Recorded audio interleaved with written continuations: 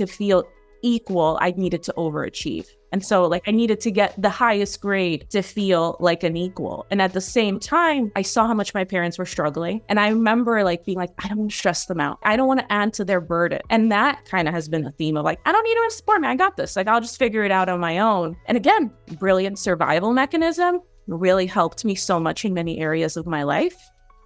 Definitely got me to that point where I'm like, whose life is this? What's up, YouTube family? Real quick, if you could just like, comment, subscribe, that helps out the show so much. Now, let's get into it. The SelfHype Podcast. What's up, y'all? Welcome to the SelfHype Podcast, brought to you by Chobo Studios. And I'm your host, Eli, obviously. Who's that man with a beautiful anchor voice and some twang and some swag? It's Eli. This week is for my people pleasers. This week is for my perfectionists. This week is for my overachievers that feel they have to do in order to feel valuable. Maybe you're struggling with burnout, maybe even worse. And we have Masha Kay, who is a nervous system and breathwork coach, specializing in all these things to help you through it. So let's dive into it. You're rocking a big ass water bottle too? Oh, always. Of course. Love it. Stay hydrated in these streets. Love it. Fantastic. Got my electrolytes in there. You got electrolytes in there too? I do. I'm a big fan. I gotta step my game up. You gotta step up. This might be tap water too. I hate to say it. They don't have any filters here at this co-working place. They don't have any filters. Damn it. They're trying to kill you. They're trying to kill us slowly. I know. You think they want to keep us alive for these memberships. But either way, Masha, so happy to have you here. I'm very excited for a lot of reasons. And I said I was going to give you a bunch of love before we jumped on. Because as someone who, like, this podcast has a lot of ladies on it that are the perfectionists, that are overachieving, that give so much to everyone else, that people please McGee, and they've dealt with burnout in the past, or they see it freaking coming. And as someone, even me, who I will be honest and open here, that I'm in this era of having this identity shift that I am not my accomplishments. So finding you in these digital streets have been phenomenal for me. So I'm excited for everyone to get to know you, diving into it. But I do some internet stalking, Masha. And you were also overachieving, traditional success. So first off, welcome. And I would love to hear a little bit about you.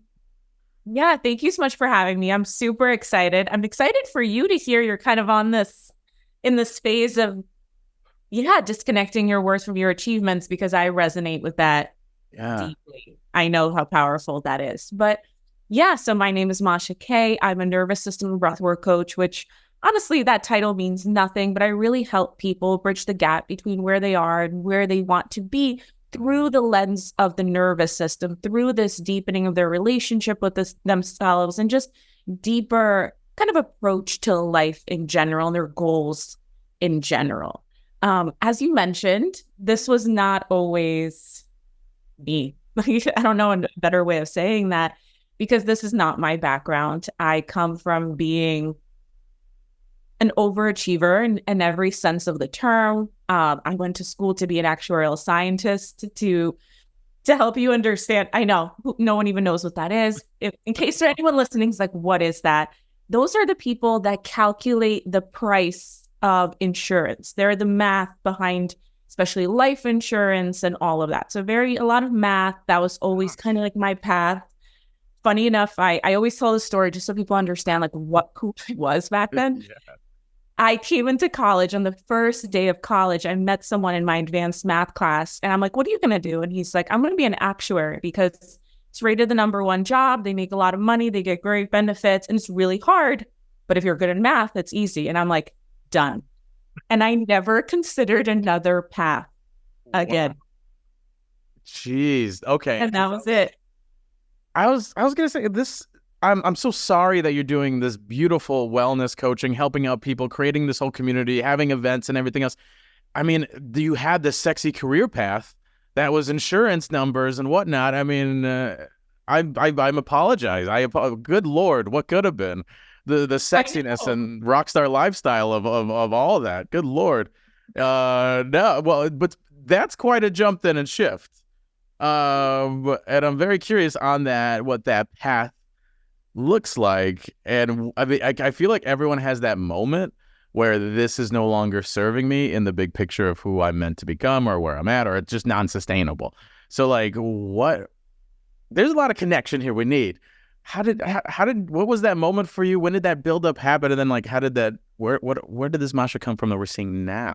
That's such a good question. And there was a moment, because like that was me, only getting straight A's, having like a very tangible, stable career, only about making money and, how people perceive me. It was a career path that, although not sexy, is highly regarded. When people know what it is, they're like, oh, you're smart, and that validated me. That's kind of what I knew, hence the perfectionism, right? That's a whole different conversation. But I did that, finish school, straight A's, get the internship, get the job right away. And I think from the outside, it really looks really great to people of like, wow, you're killing it. And, it's so smooth for you. And I remember first year, about a year and a half into working full time, I had just finished, I had overheard a conversation between my coworkers, same age as me, and they were talking about how someone was celebrating their 50-year anniversary at the company. These life insurance companies, people stay forever. They're really stable, well-paying, like people stay. And they were like, wow, that's so cool. I can't wait for that. And then they start having conversation about like their 401k. And I just remember sitting there and being like, is it okay if I curse? Oh, hell yeah. I cuss so much on this. Like you're good. No, sorry, Indy. Indy's the show producer. He knows what he's doing. He's good. He's a magician at the curse. There will be curse words, Indy. So just FYI. But yeah, no filter, girl. Get after it. Okay, good. And I just remember sitting in this conversation and being like, well, what the am I doing here? Yeah. This can't be my life. Not that there's anything wrong with their career path or that way of life or your future. But for me, I'm like, that sounds like the saddest version of me in 50 years. Like, that cannot be it. And I don't know. It was just this moment where I'm like, what am I doing here? Like, whose life is this? Because I don't want this to be my life. And I remember having that moment, and it kind of like came and went. And then I believe, if my timing is correct, around the same time, a few friends and I got into a big car accident. Someone rolled through a stop sign when they were on their phone and kind of like T-bones our car. Our car flips twice. And I remember the car flipping. And I remember thinking like, okay, we're going to die. The car is flipping. Like, I remember that feeling. Wow. And it lands on its feet and we're all okay. It was just like a miracle. The police came. They're like, people don't walk out of this alive. Like, this is insane. And I remember the next day I stayed home from work and I was like, no, this can't be it. Like, this can't be it. That couldn't have been my story. That's how it, how my life ended and like the meaning I was doing with my life. But I will say, like, that kind of sounds like really dramatic and powerful. But that realization was just like, yeah, okay, but what do I do? This is all I know. Right. I don't know anything else. I never explored another path, even remotely. Right. So it was kind of like this big realization that like, yeah, I have no idea what to do. And that kind of started, depending on who you talk to, what they call it, like a dark night of the soul, spiritual awakening, whatever you want to label it. But I was just really questioning, like, how did I get here? Who am I? And what do I want to do? Because this isn't it. And that was a few year-long process for me and a really painful one. And I just remember starting of like, okay, what can I control? Being the type A perfectionist that I am, I'm like, okay, physical health. I could focus on physical health and maybe I'll feel better. And so it's kind of like, okay, maybe I'll eat better and then I'll work out. And then that kind of brings you like, wait, what about your mental health? And you kind of start exploring that. And then you're like, wait, but mental health is connected to your emotional health. Have to understand that. And so it was just this kind of rabbit hole of healing, eventually leading maybe even to spirituality that happened over a few years. And in that time, slowly transitioning and realizing I've built this identity around my achievements and how people perceive me. And it is so not true to who I am. And it doesn't feel in any way meaningful to me. Yeah. And I need to undo all of that. And that's like a very messy process. What's up, y'all? I know you guys are enjoying the show, but real quick, I just want to talk about the Patreon. Patreon, you get early access to episodes, bonus content, and you could even ask a question that gets on the show. It's patreon.com/selfhype. Now, let's get back to it. Ooh, it's because I like get it. Like, I like completely get it. It's frightening because that's what kept you going for so long. And I mean, it's wild that you need that jolt. You see it. It's like life is short and everything else. Then you guys just go for it. We see all the live, laugh, loves, and we know it. But it's really hard to break from that mold. And sometimes you need to be in a car that flips 45 times for you to realize, oh shit, life is precious, and I'm not happy, and let's do something different. But that difference. That is you're learning how to lift a weight, let alone get over the fear of even going to the gym, knowing that you never did, which is pretty frightening. I feel like a lot of people are listening to this and be like, yes, but what the hell do I do? Like, okay, I love that you're that A-type solution focused, that you already started kind of like finding that, but what were kind of the aha moments for you to not only start shifting for yourself in your life, but also realizing, oh, wow, this is like something I want to give to others. Because I think that's really impactful as well. And I do want to make it clear. It's like, yeah, that type A part of me was like, okay, can I start with? Like, what's tangible that could make a difference? Which I actually am really grateful for, because it does, right? Like something as simple as working out, drinking more water, eating better. It does. You feel a difference, and that can kind of give you that little boost of energy that you need to just take that next step. I didn't stop there. So I'm grateful for that. But I do want to be honest, like it's such a messy journey, and it's very non-linear. And it took a while. And at first I had to leave that career path of actuarial science because it was super high stress and need to keep passing exams to stay in it. And so that was kind of like the first obstacle for me of leaving that, because it just felt like my identity, like who am I without that? Because I attached so much of my identity around my intellect and what I achieved and all of that. So that was like a big part of it. And then I went into this job that was kind of like allowed me to coast, to be honest. And I'm really grateful I made that decision. I was not helping anybody. I just went into like a finance fashion job. I'm like, I like fashion. This should be kind of fun. Okay. And it was a great job, and I got to coast, and it was really easy for me. But in that time is where I kind of started going deeper. I had a little extra energy. I started learning, again, the perfectionist in me is like, okay, let's take some classes.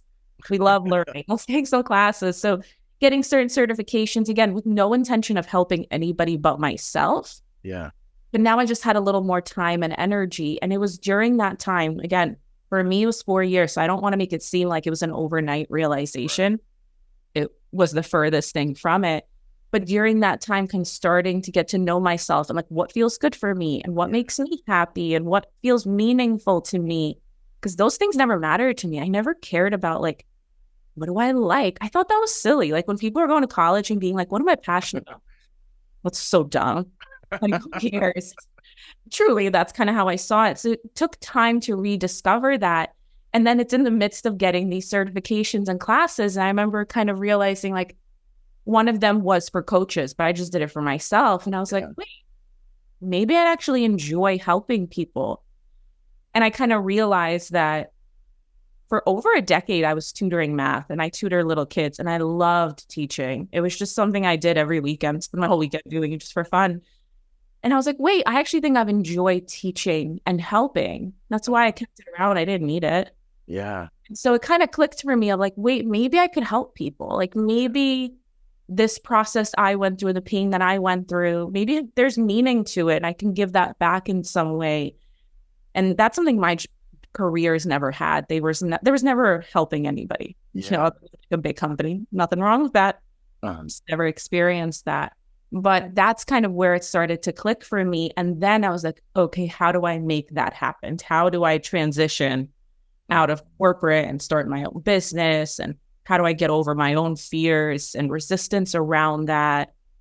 And so that's where that shift really happened. But it took so much time to really get to know myself first and kind of like going in my own little bubble before I could even consider helping other people. Wow. I like that you said that it wasn't like this clear overnight path, but it was messy, it was dirty, it was all over the damn place. Because like, I think in terms of that perfectionism, in terms of all that, it's, I'm working towards this goal of being better or being healed or not being nervous or not being any of this. And then I have this moment where I do. Or maybe I feel like I'm progressing, then I have this moment and it's so easy to be like, well, what's the point? Well, I suck. Well, I guess I'll never be this. Well, I guess, without really hitting on the fact of giving yourself those kudos that you're even on a path to begin with, a path that you never even did before. So what's impressive is that you were able to stay on that path. And also, I think it's worth, like, for you, Miss A-Type, getting after it. We love that for you. But also for anyone else listening, that's a gift. So that same thing that it sounds like was what was giving you that hurt or that nervous system issues or what have you, you shifted that into this superpower to help you, which is pretty phenomenal. Because, like, oh, I already know how to do this in this direction. I'm just shifting it towards my own wellness. And you've been able to go on that path so beautifully, and now able to help out others, which I think is pretty phenomenal, of owning who you are, kind of like. So I just wanted to give you those flowers, I think. Love that you picked up on that, because you're right. Now, look, when I work with clients, I see it, but I love that you picked up on that, because it's like something I think about a lot, is that we often have these beautiful goals that are very different than any goal we've ever achieved. So for me, maybe stepping out in my career, working for myself, helping people, so many different goals, healing my perfectionism, things I've never had. Yeah. But it's funny because often our process of getting there, like our idea of like what it takes to get there, right, we try to do it in the exact way that made us unwell in the first place. Meaning, like, we apply the perfectionism and the overachieving and the shaming and the constant checking in of, am I there yet? And I think that's the biggest thing that holds us back. And you're so right. Like, looking back, I am so grateful to myself for taking such a different approach, which was really, really hard for me, because looking back, I realized intuitively, through the help of so many practitioners and teachers, reading and podcasts are a huge part for me, I figured out a way to make the process, the energy of the process and what I did in that, match the energy of the goal itself. Right? Like, the goal was to have this life that felt more aligned and a little bit more fluid and more purpose-driven and more kind of feeling worthy and capable. And I made sure that I was feeling that way every step of the way, even though it was really hard, because I wanted to be the overachiever, do it as fast as possible, make it as perfect as possible, make it as impressive as possible to everyone around me. And I had to resist that every step of the way. Yeah, that's that internal.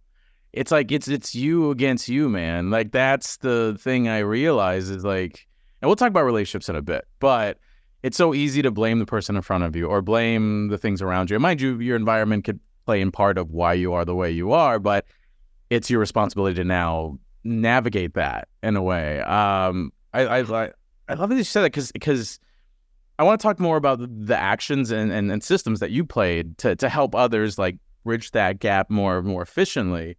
But also, I want to first, like, start with the fact that, like, where do you think some of these things come from? Because in terms of personally, the people pleasing, the perfectionism, the overachieving, like, I always feel like I have to be the best.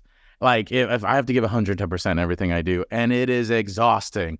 And I had to kind of dig deep into terms of what was the beginning of my shift was, I think everyone has their story, where with me, I was trying to win over my mom. So my mom is, like, really, like, she says she loves me on my birthday, gives me a hug on my birthday. It's about it. I think I kiss and hug my dad more than my mom. And I got to a point of I have like 10 siblings. I'm the oldest of like 10.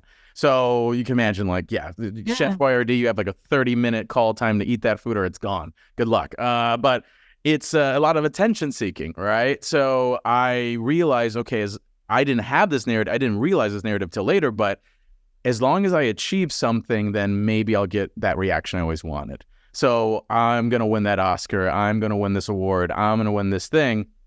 And it hit me that later in life, as I grew up, as I was achieving these things, there was not that reaction.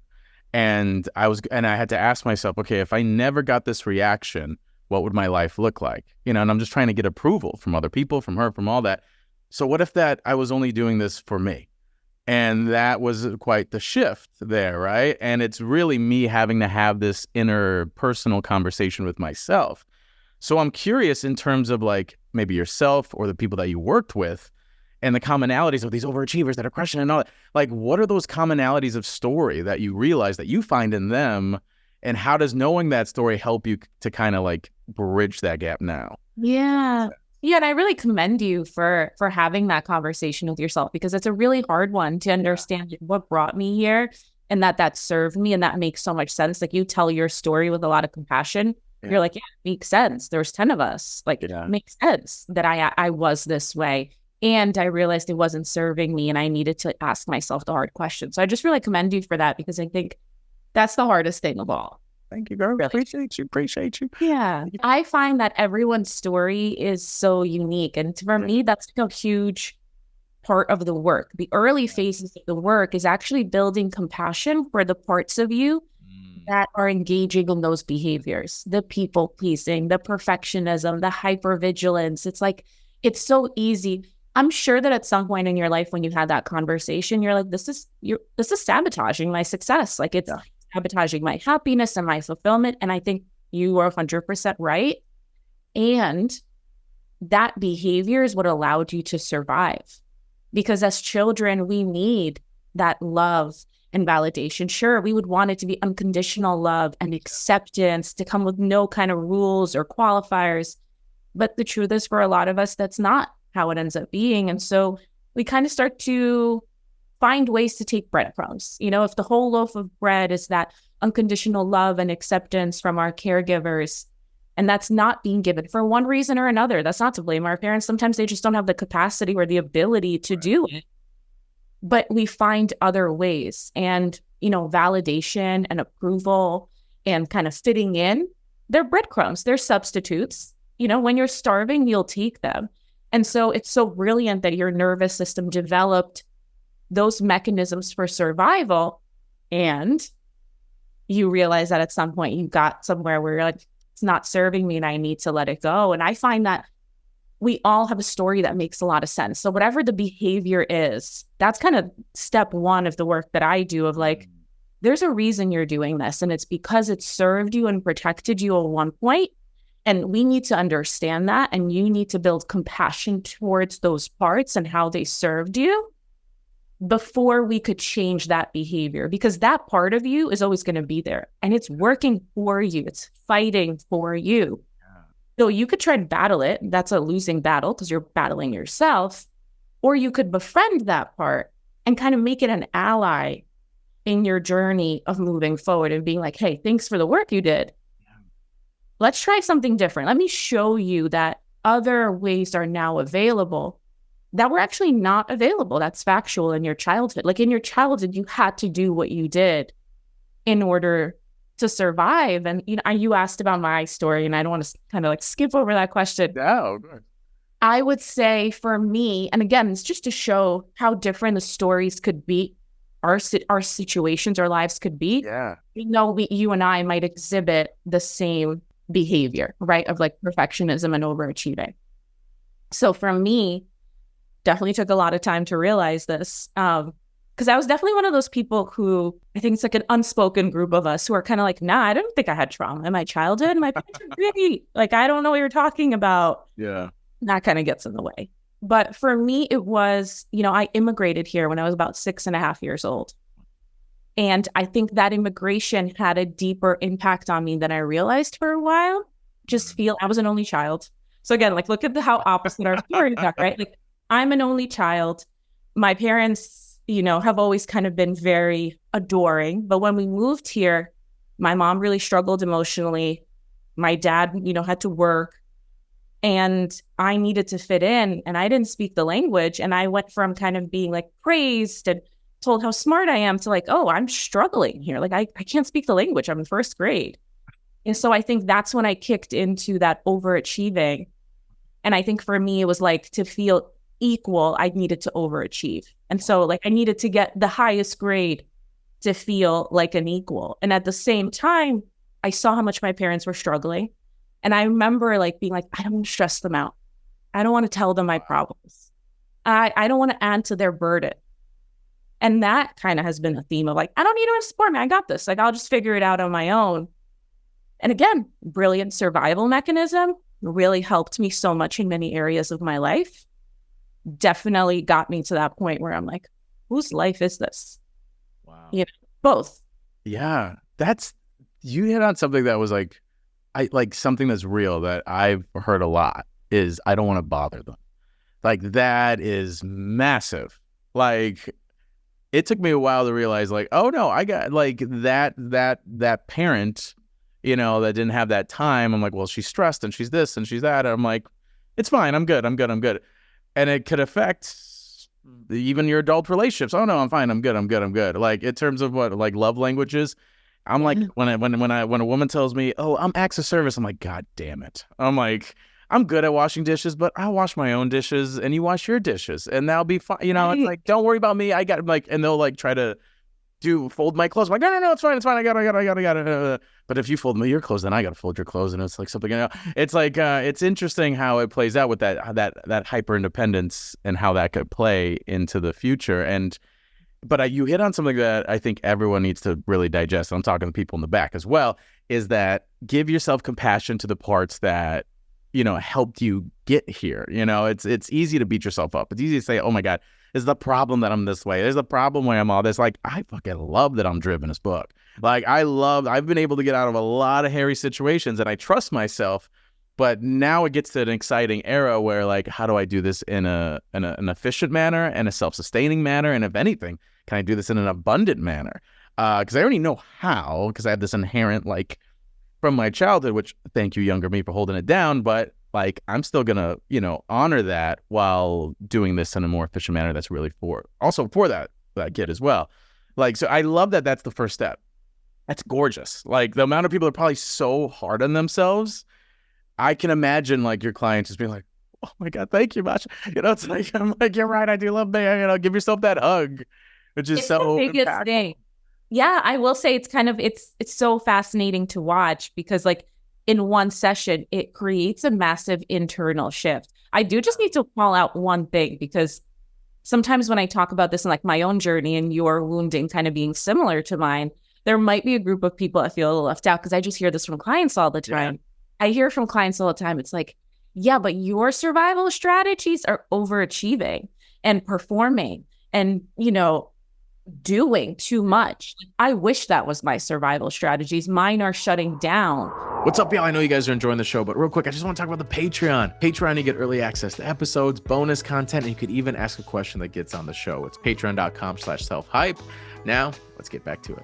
I wish that was my survival strategies. Mine are shutting down. Mine are not doing enough. Mine are not taking action, or mine are like pushing people away, or things that are just, I want to acknowledge that there's certain protective mechanisms, not that they're better or worse, but they're glorified by society. And I think sometimes that's hard for people when they're like, yeah, but yours is like a good one. Like, I got a crappy one. You know what I mean? I have anxiety and I text people too often, or I'm hypervigilant. And so I just kind of want to point that out, that all of them are protective. And so sometimes it could be a little harder understanding how it's protecting you, but trust me, it is. Yeah. So if you're hearing this and you're like, okay, yeah, I wish I was an overachiever, that's not my issue. Right. Get it? But they're all self-protective and really valuable. It's just society, honestly, that's decided that this one, overworking and overachieving, is somehow better, where it's just as much a trauma response as shutting down. Oh, for sure. And I think either way is like this level of love and compassion. I'm like, Eli or Masha, I'm like, you don't understand. Like, I grab a shit ton of ice cream, I smoke vapes, and I hide for 2 weeks. That's your process. That's what helped you kind of get to this point in your life. It's like, vapes and ice cream and all. It's like it's everyone as their thing, which is also, well, we could dive into this in a little bit, but like I am like, ooh, you're gonna love this. I'm like a disorganized attachment. So in moments of conflict, I am avoidant. So when you said like that avoiding, I'm like just scooting off my camera over here. But that's really real. So, okay. Someone's listening and like you really hit on nervous system. Like, and I love that you hit on that because I feel like that's such like an inner working core of how we live and move and decision making and trusting ourselves and like even running away from potential opportunity because of that nervous system getting in the way. So like, where does that, like, say like we're working together, like where does that nervous system like come into play? And like, what is kind of that, like the the tools you give them to help regulate that, and does it all look different? I hear nervous system, I think of like this quantum computer thing that overwhelms me, but I don't know if you have it in a manner where you got it like locked in with your awesome math brain, because right now it seems like an equation that is pretty complex. But how have you navigated it, and how you help others navigate that as well? It's complex in the sense that it's very unique to each individual. I think sometimes people kind of want the tool or the hack of like, give me the breathing exercise, give me this one tool that will regulate me. Yeah. We can't do that because it's complex in the sense that how your nervous system responds to situations is based on your lived experience and how you learn to keep yourself safe, and how mine responds to my lived experience and how I learn to keep myself safe. And those responses may be different, and they might require different tools. Yeah. Right. So maybe it'd be helpful to give like a really high level overview of the nervous system to kind of simplify it. This is kind of my favorite way of thinking of the nervous system. It's based on polyvagal theory. And so I want you to think of the nervous system as a ladder. Okay. Right? A ladder that has 3 rungs, which represent 3 states of your nervous system. That your nervous system is always in one of 3 states. And those states are arranged in a hierarchy of a ladder, meaning you move up and down them. You don't just like skip all over the place. So you are always moving up and down this ladder. So at the top of the ladder, you have your ventral state. This is the only state where you feel safe. And in this state, we are regulated, we are grounded, and the key characteristic here is connection. You are able to connect with yourself, with the present moment, and with other people. This is where your executive functioning is on, so your ability to think long-term, be creative, make decisions, all those incredible things that make you you, that make you human. They're accessible only in this state, and your body's functioning optimally. So all the organ systems are in kind of an equilibrium. That's our regulated state. I think that's where most of us want to be, right? And then if you go one step down, well, we have 2 states of dysregulation. So this is a little bit different because people think there's only one. They think there's fight or flight. Yes. There's actually 2. So the first rung beneath the ventral, which is state of safety and connection, is called sympathetic. That's what most people call fight or flight. This is where your nervous system picks up on a threat. Maybe it's something in the bushes, maybe it sees something, and it is activating, it is mobilizing. So every organ system in your body, including your brain, is mobilizing to optimize your chances of dealing with this threat that your body assumes will be physical threat. It doesn't assume an emotional threat. It doesn't think you're getting an email from your boss or a text from someone you're dating.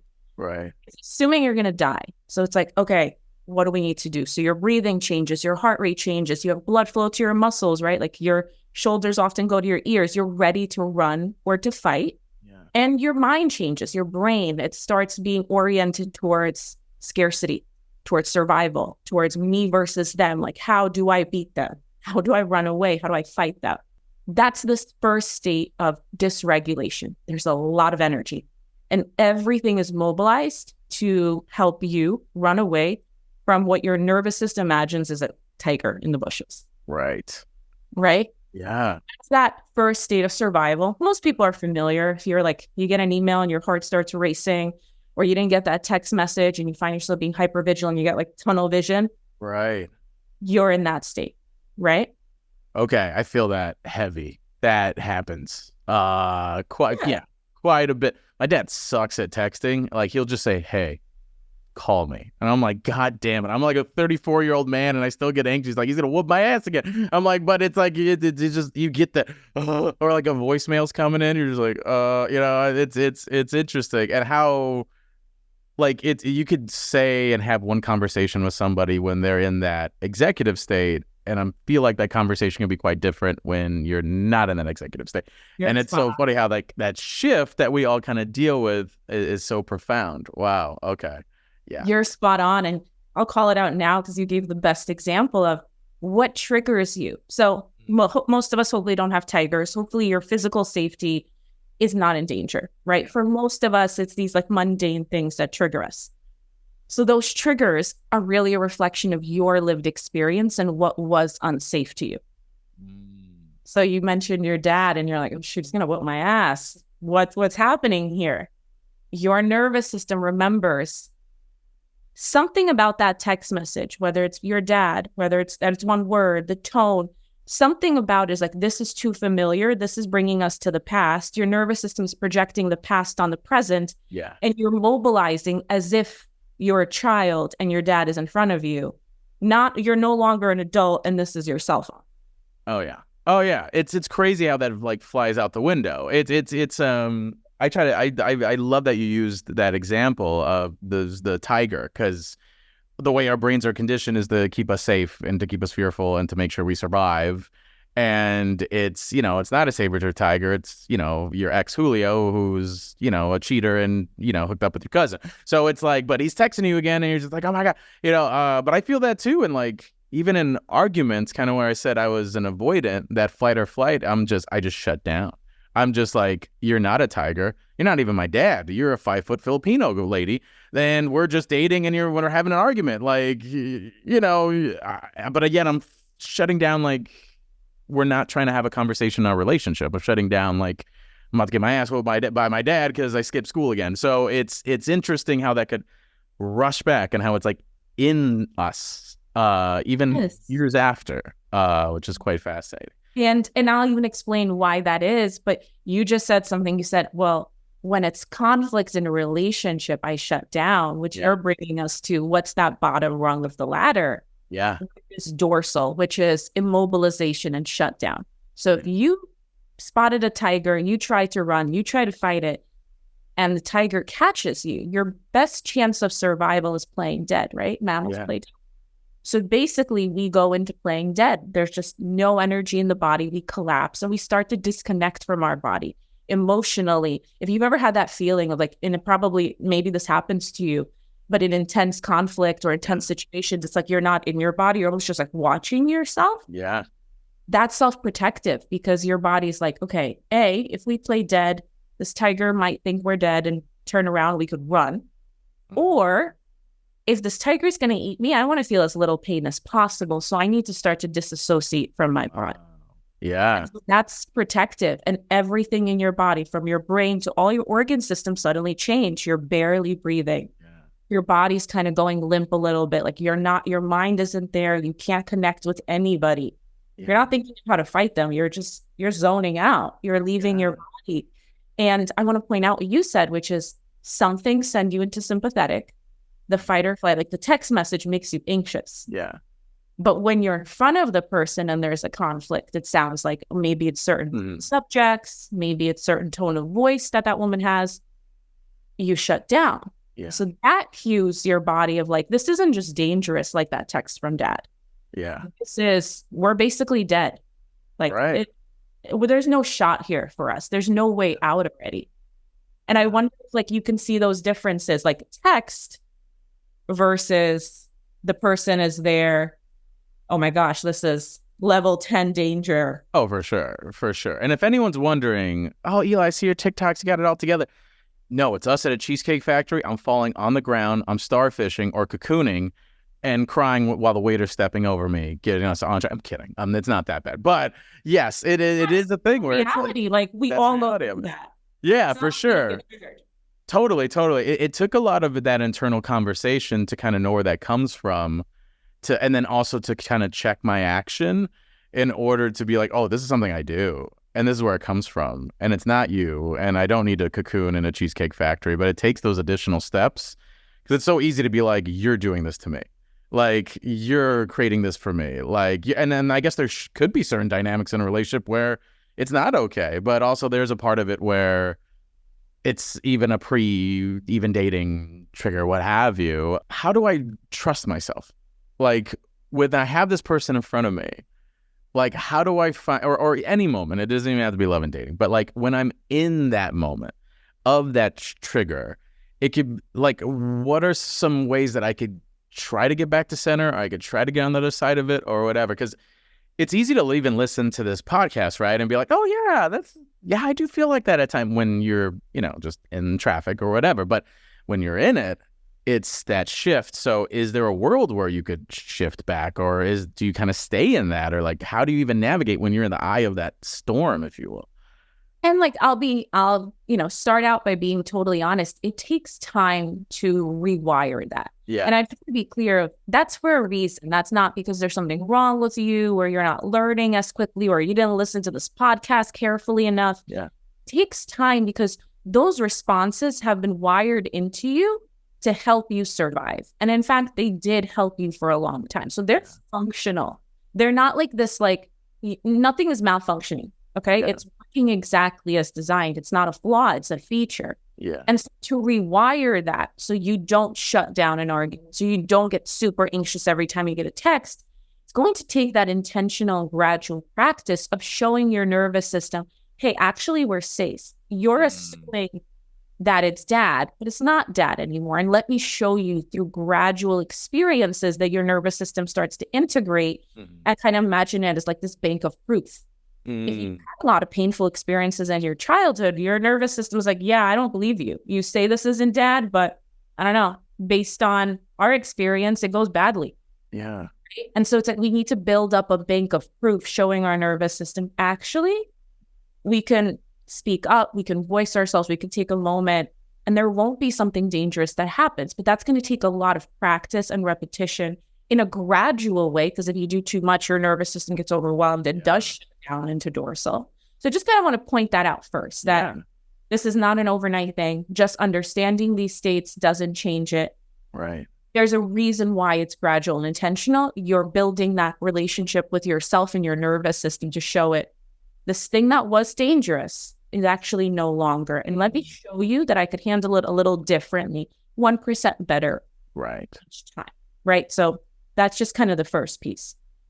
But yes, we could absolutely rewire our nervous systems. Our nervous systems remain malleable throughout the course of our lives. Wow. Which is awesome. They're more malleable until 25. That's okay. But from then on, they're malleable. We could rewire them.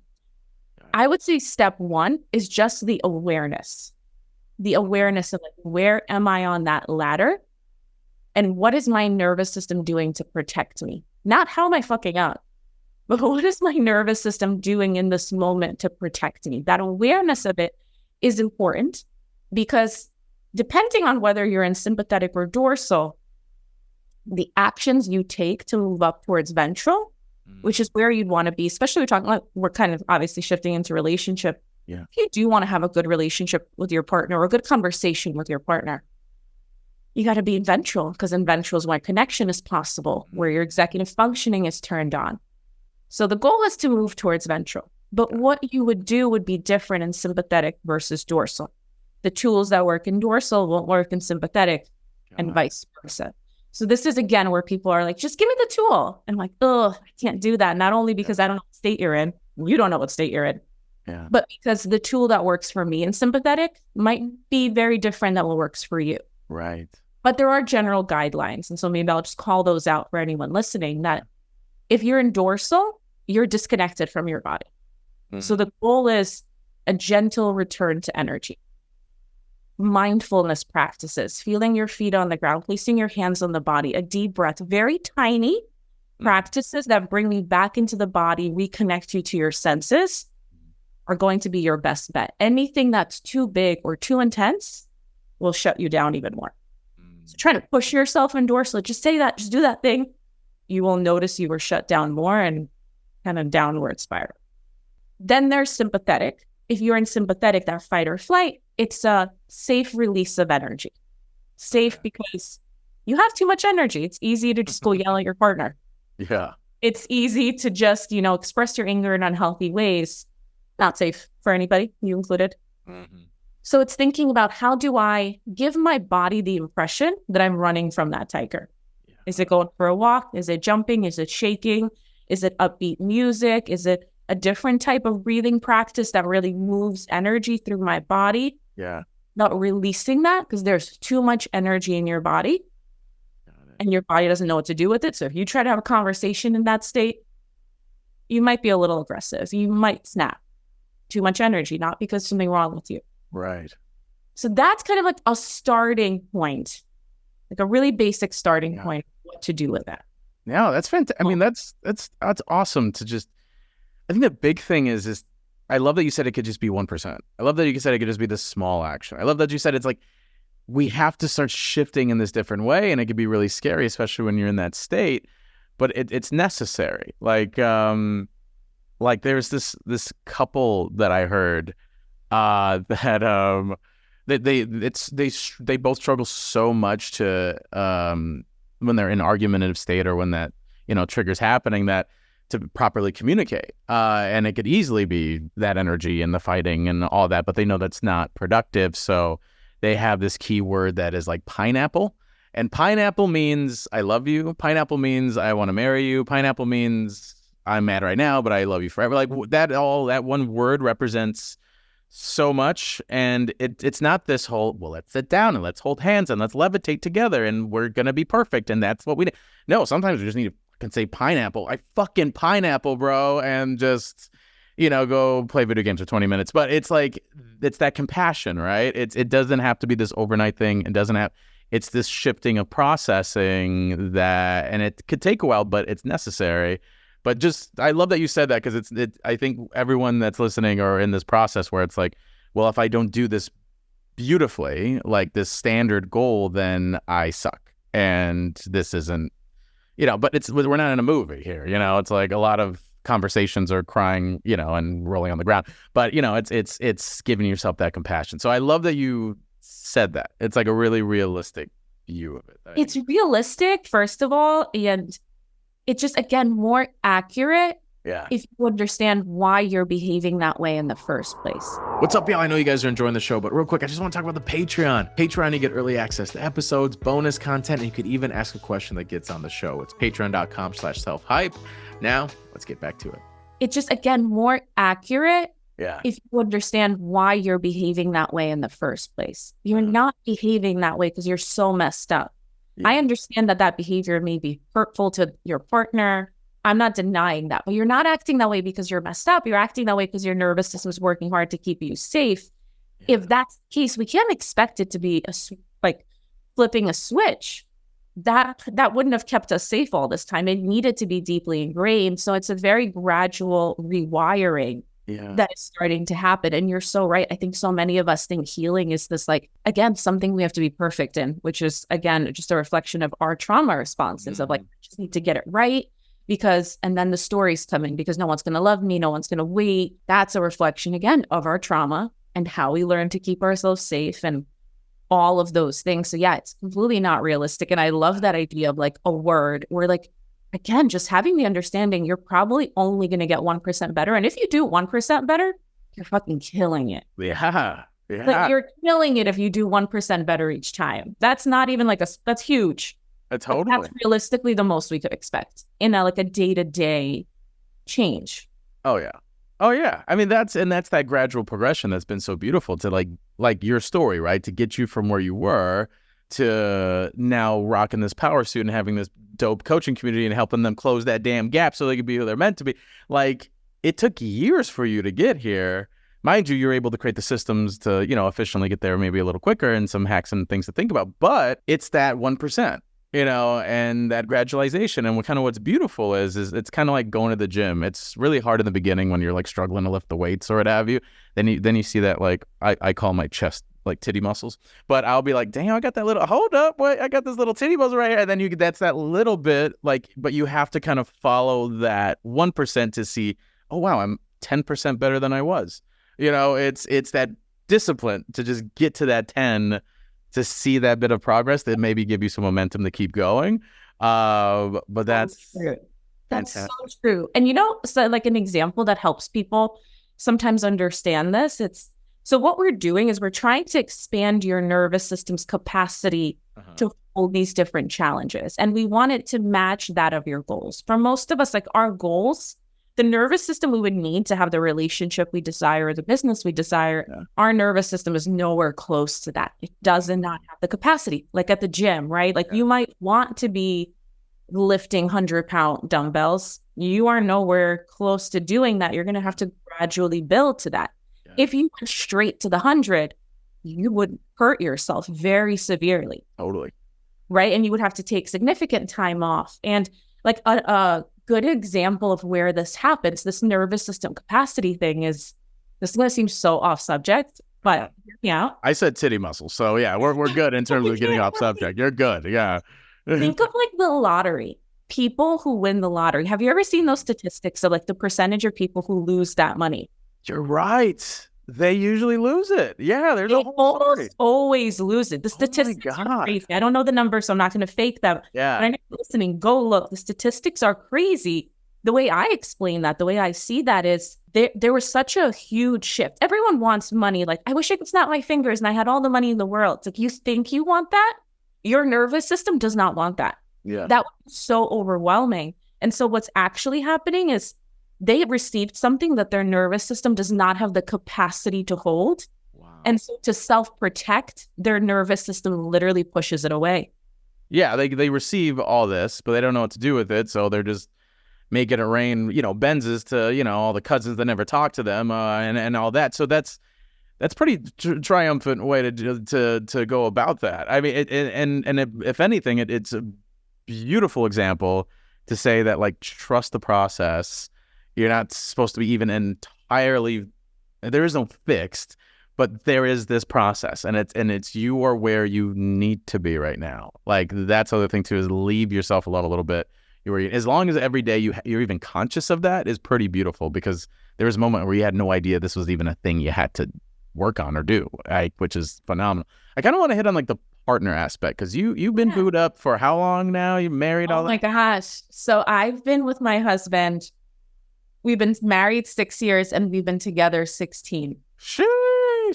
Okay, so you have all these ladies listening like, whoa, it's like, yeah, that is beautiful, because that is a lot of life, but a lot of shifts. You even just that one moment of your life shifting there, and he's your support system. He may be used to a very different type of Masha that is now shifting into this other Masha, and that's your support system. So like, how do you even how do you have a conversation saying, I'm going through this, I need your support, with a partner, with your partner, or what have you? Like, how did you go about it, or what tips do you have? Oh my gosh, I could talk on the subject forever. I guess one thing I always like to say, just like to, again, for the sake of transparency, because I think it's important. It's like, I think it's easy, depending, I guess, on your view of being with someone for a long time, but it's easy to be like, oh my gosh, well, that must mean you guys just like chose correctly from the beginning. Maybe you lucked out, right? Like, it's kind of the easier path to have a partner. If you're searching for a partner, sometimes you're like, yeah, that would have been way easier if I just had this person for the last 16 years. Yeah. And I think it's important to be honest. I'm like, I don't agree, because the truth is, in our relationship of, like, let's say the full 16 years, I would say, we talk about this all the time, we've had 5 or 6 different iterations that were basically completely different relationships. Okay. Because we were so drastically different. It was as if there were 6 different relationships, and we kind of had to like renegotiate those terms and do a lot of growing. And there was just always these points where, like, can we keep going with this? Like, are we each willing? Because we're kind of growing in different directions, as humans do, especially when you're younger, but realistically throughout your life. Do we still want this to like work towards one another and like reconnect? And we've had many points of having to do that, and just choosing that, and then putting in just a ton of work into making that happen. And I will say, that point where I made that shift, it was a really difficult point in our relationship, because I don't think I had the tools yet to communicate what was happening. Right. I did not have the tools yet. And it stirred up a lot. And I'm really grateful for that, because there's a lot of growth that happened on each of our ends. There's a lot of personal growth. Yeah. And as a relationship, but I'd be lying if I said that at that age, we were like 24.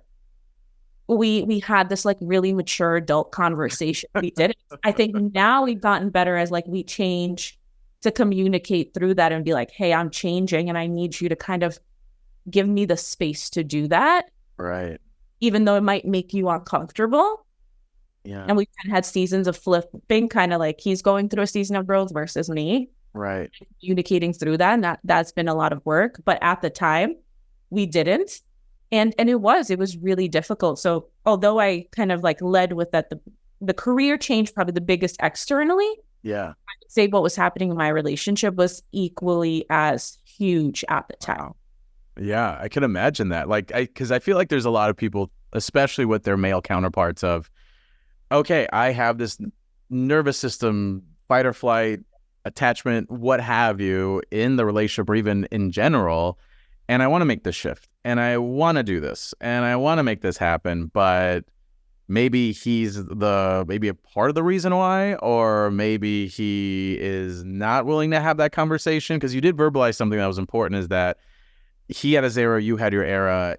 There was moments that it sucked, but you guys did show up for each other. Like there was some sort of communication. There was some sort of eventual callback, which I think is key there, because I think there's a lot of people that are like, okay, I want to do this work in shifts, but how do I know this is like the support system, or how can I best like even verbalize to see if this is a support system that I could trust? Which is kind of frightening in itself, because especially when you're diving into this, it could be a little worrisome. So is it as simple as just like, hey, I'm going through this era, I'm going to figure some things out, and I would love for you to just give me grace through that? Like, would you say the convo could be that simple? Yeah. So this is something I actually end up talking to my clients about quite a bit, right? Yeah.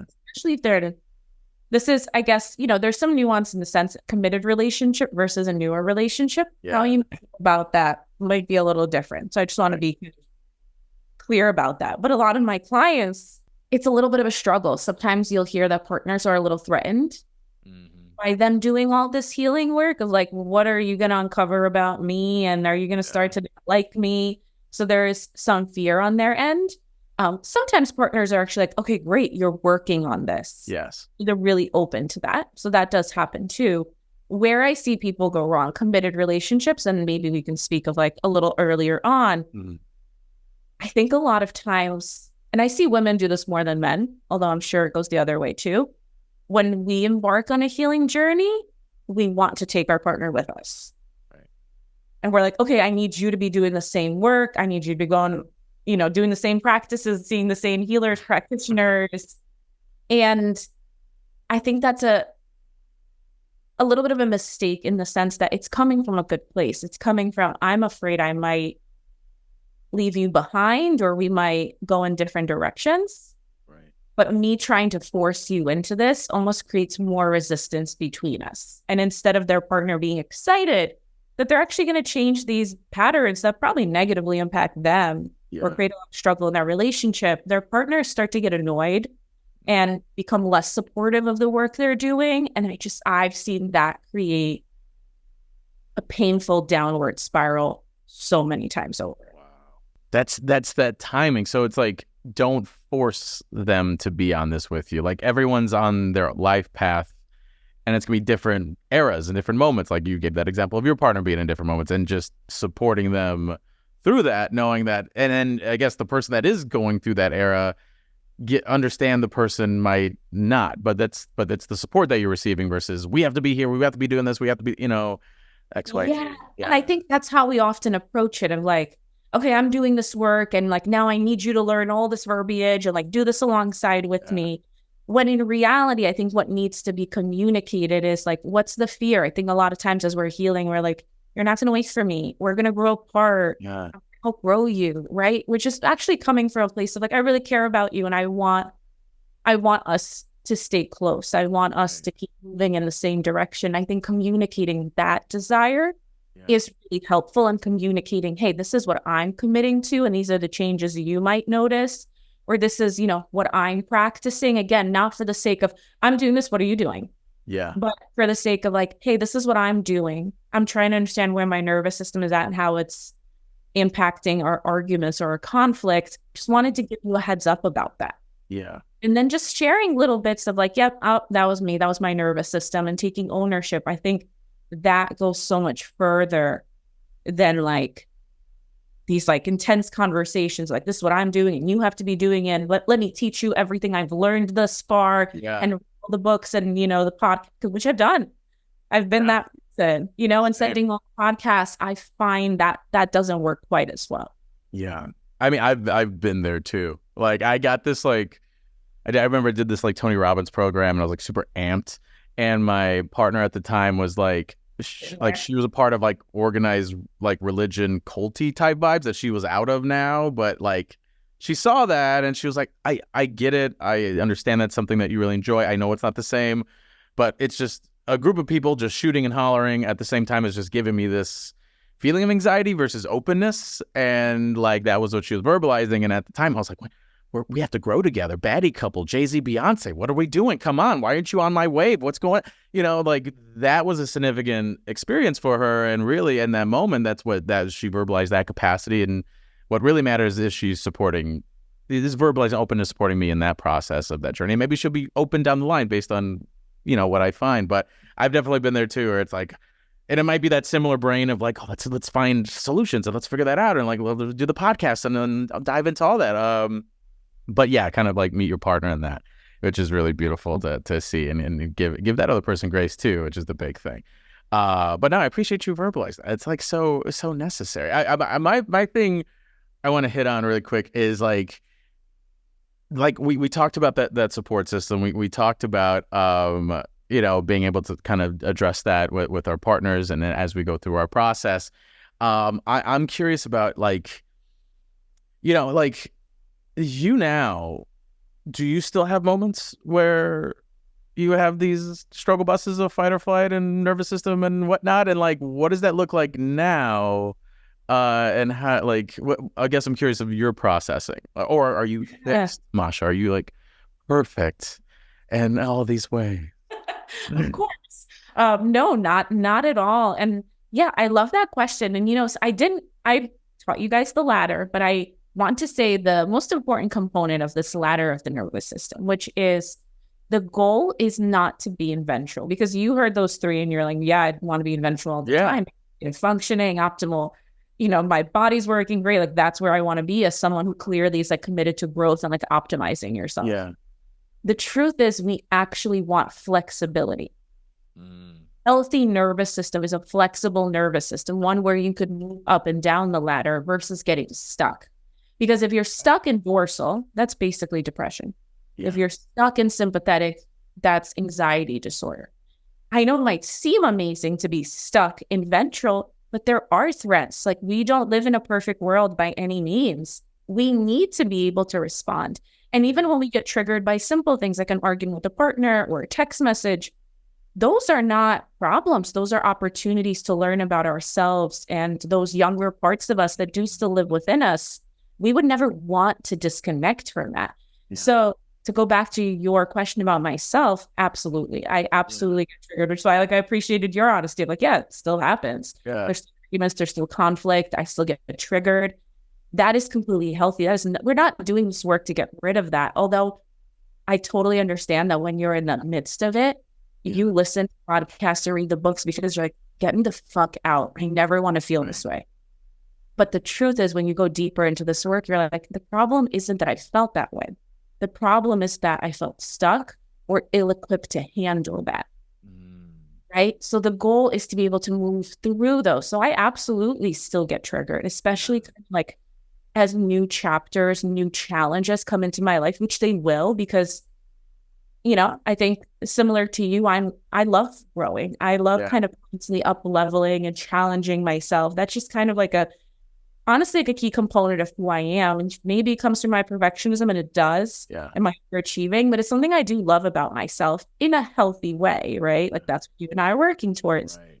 And so it's like, if you're that kind of person, you're going to get triggered, because every time you step out of your comfort zone, you raise the bar, you step into a new chapter, your nervous system is going to hate that. It's going to be overwhelmed. You know, if, you know, maybe the intimacy in your relationship is growing, that could trigger you. Maybe you're taking your relationship up a level, that could trigger your business, whatever.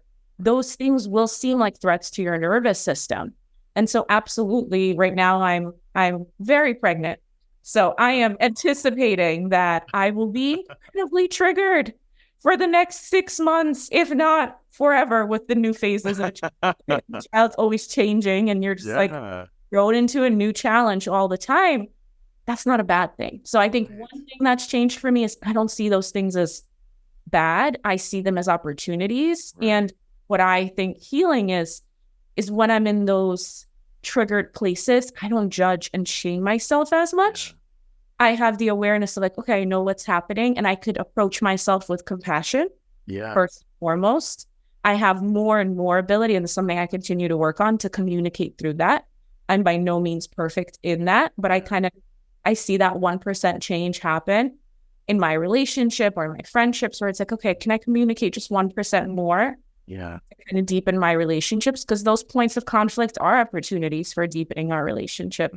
And so I would say that's really what it is for me, just having that flexibility now that when challenges happen and I get dysregulated, there is a part of me, even if in the darkest moments it's small, that's like, this is an opportunity. I can grow from this. There's actually something really beautiful in this versus this is disgusting and shameful and something I need to hide. That's completely shifted.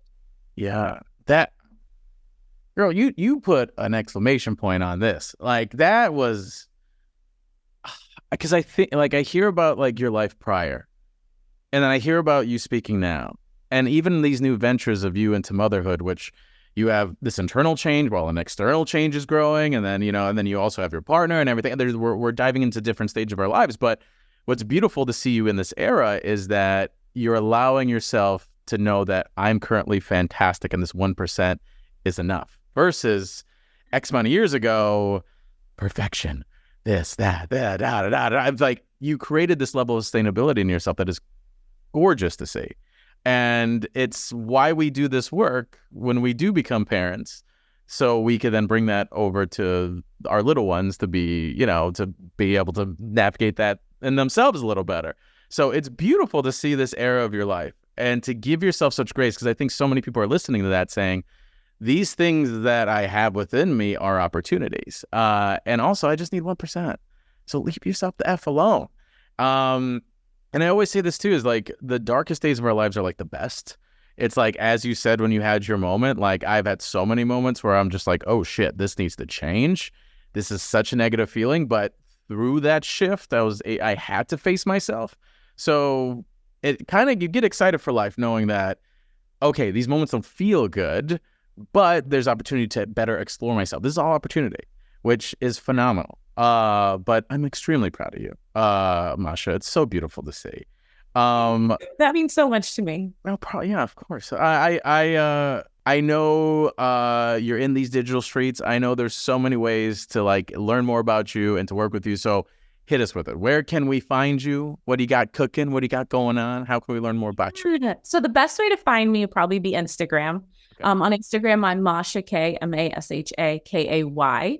And what I have cooking, actually, I'm really excited because this conversation is super timely. We just finished this, but we just finished a nervous system solution masterclass all around how this work that you and I were talking about, the nervous system and everything that goes into it, and everything we talked about literally applies to relationships, all sorts of relationships, whether dating or friendships or relation to your children, because relationships are just such a huge part of our lives. Yeah.